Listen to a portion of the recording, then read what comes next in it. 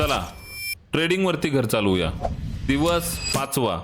आजचा दिवस सांगेल नोकरी बेस्ट का ट्रेडिंग बेस्ट, आणि त्याच्यासोबतच तुम्हाला कन्सिस्टन्सी कशाला बोलतात ना ते पण तुम्हाला शिकायला भेटेल। मित्रांनो, आज पण बीटीसी मध्ये एवढ्या ऑपॉर्च्युनिटीज होत्या ना, लिटरली एका टायमिंगला मी थांबलो, म्हणजे पैसे कमवायचे थांबलो, नाहीतर अजून खूप साऱ्या ऑपॉर्च्युनिटीज होत्या, अजून खूप जास्ती पैसे कमवू शकलो असतो। आजच्या दिवशी म्हणजे ट्रेडिंग चॅलेंजच्या 5व्या दिवशी सुद्धा आपण प्रॉफिट्सच बुक केलेत। कन्सिस्टन्सी याला बोलतात मित्रांनो। चॅलेंज चालू होऊन 5 दिवस झाले, 5 दिवसामध्ये बॅक टू बॅक फक्त आणि फक्त प्रॉफिट्स बुक केलेत, आणि ते पण 1-2% नाही, कधी 5%, कधी 6%, कधी 9% असे प्रॉफिट्स आपण एव्हरीडे बुक केलेत। तो सगळ्यात पहिल्यांदा मी तुम्हाला प्रॉफिट्स दाखवून देतो, प्रॉफिट्स बघून घ्या।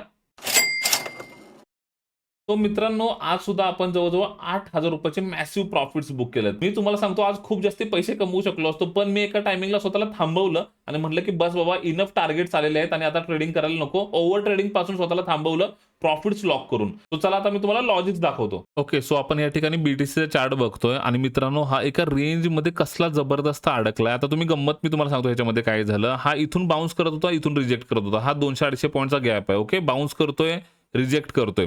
सो काय केलं आपण, पहिली एंट्री इथे घेतली रिजेक्शनला आणि एक छोटासा स्टॉप लॉस देऊन एवढं टार्गेट घेतलं। त्याच्यानंतर बरोबर बेसवरती परत सपोर्टवरती एक एंट्री घेतली, परत टॉपला सोडली, परत टॉपला रिजेक्शनला प्लॅन केला। त्याच्यानंतर बघा इथं या ठिकाणून जो बाउन्स भेटला जबरदस्त आणि ब्रेकआउट पण फायनली झाला। आपण या ठिकाणी फक्त 3च एंट्रीज घेतल्या, कारण की आपल्याला ओव्हर ट्रेडिंग करायचं नव्हतं।